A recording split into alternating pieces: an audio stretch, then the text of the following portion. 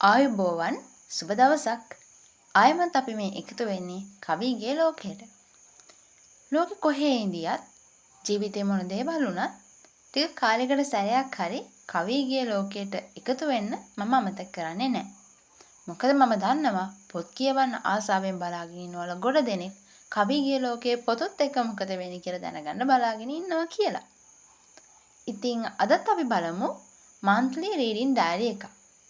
හැබැයි වෙනදට නම් මම මාසෙන් මාසේ වෙනදට කළාට මේ පාර නම් මට මාස කිහිපයක් එකට අරගෙන කතා කරන්න සිද්ධ වෙලා තියෙනවා. මොකද ඒ තරම් ගොඩාක් දේවල් මේ මාස ටිකේ සිද්ධ වුණා. ඇත්තටම කිසිම දෙයක් වුණේ නැහැ. ඒ හින්දා මම පෙබරවාරි, මාර්තු, අප්‍රේල් කියන මාස තුනම මේ වීඩියෝ එකේ කතා කරනවා. දැනටමත් ඔයාලා කවිගේ ලෝකයේ පෝස්ට් ගැන අවධානයෙන් ඉන්නවනම් එහෙම නැත්නම් ඔයාලා ඒවා දකිනවනම් ඔයාලා දන්නවා මේ මාස ටිකේ මගේ කියවීමට මොකද වෙලා තියෙන්නේ කියලා. අප්පටන් ගමුකෝ පෙබරවාරි වලින්. පෙබරවාරි මාසේ මම මුලින්ම කියුවේ ගුරු ගීතය. ඔයාලා බැලුවා නම් Plan with me 2026 කියන වීඩියෝ එකේදී මම කතා කළේ මේ අවුරුද්දේ මගේ රීඩින් ප්ලෑන් එක.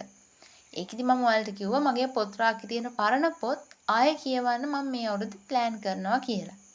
ඉතින් මම ඒක පටන් ගත්තේ මගේ කැමැතිම නිකන් පොඩි කාලේ ඉඳන් කැමැතිම පොතේ ඒ තමයි ගුරු ගීතය. එතකොට චිංගිස් අයිත්මාතව ලියපු රුසියානු සාහිත්‍යයට අදාළ ලෝකයේ පුරාම ප්‍රසිද්ධ සහය ප්‍රසිද්ධිය වැඩිකම හින්දාම විවිධ විදිහට සමහර වෙලාවට අපිට වැරදි එහෙම නැත්නම් ආන්තික අර්ථකථන වලට ලක් වෙච්ච පොතක් විදිහට තමයි මම නම් ගුරු ගීතය අඳුරගන්නේ. ගුරු ගීතය ගැන සාමාන්‍යයෙන් අපිට අහන්න දකින්න ලැබෙන ප්‍රධාන එහෙම නැත්නම් ප්‍රමුඛ පෙළේ ਵਿਚාර වලින් එහාට ගිහිල්ලා අපි ගුරු ගීතය දිහා බැලුවොත් ඒක ඇත්තටම ඊට වඩා ගොඩාක් වෙනස් පොතක් කියලායි මට නම් හිතෙන්නේ. ඊළඟට මම මාසේ අන්තිමේදී කොහොම හරි කියවගත්තා වාපි කියන පොත.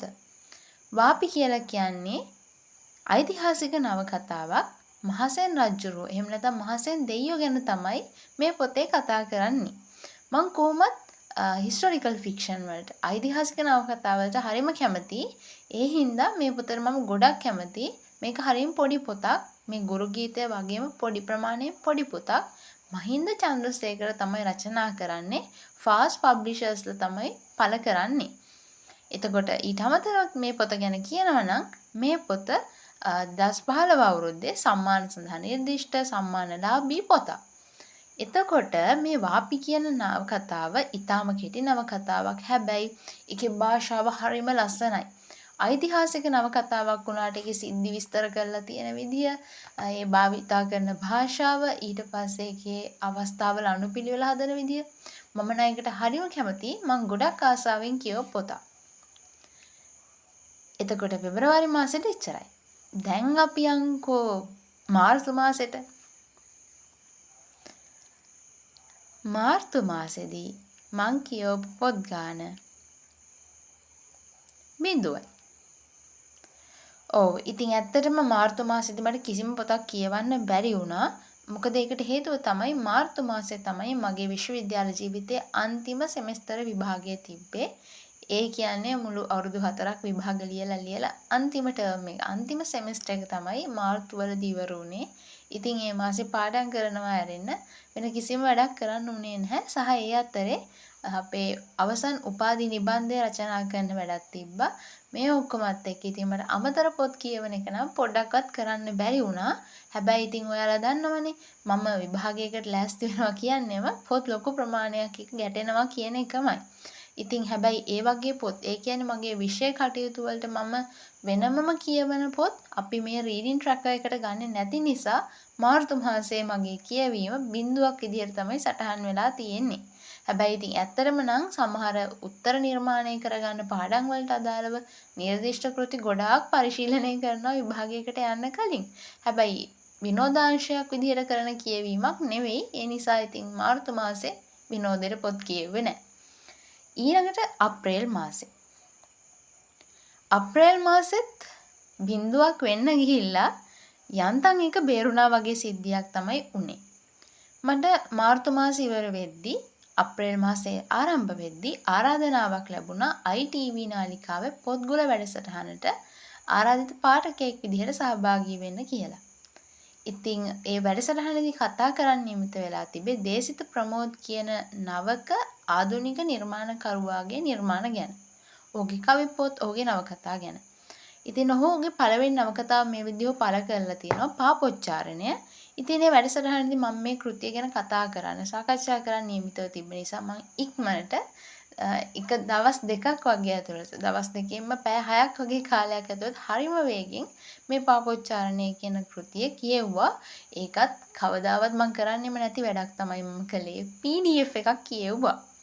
මම පොත් කියවද්දි කැමති ෆිසිකල් පොතක්. ඒ කියන්නේ අපිට අතට අරගෙන කියවන පොතක් කියවන්න තමයි. හැබැයි මේ වැඩසටහනත් එක්ක මට හදිස්සියෙම PDF එකක් කියවන්න සිද්ධ වුණා. කොහොම හරි මේ පොත ගත්තාම මේක ආධුනික නිර්මාණකරුවෙක්ගේ නිර්මාණයක් විදිහට තමයි අපි අඳුර ගන්න ඕනි. සහ මේ පොතේ මූලික තේමාව තියෙන්නේ ලිංගිකත්වය සහ ප්‍රේමය කියන කාරණය. හැබැයි මට හිතෙන විදිහට නම් මෙතන තියෙන්නේ මිනිස්සෙක්ගේ සැබෑ සිතුවිලි කියන කාරණය.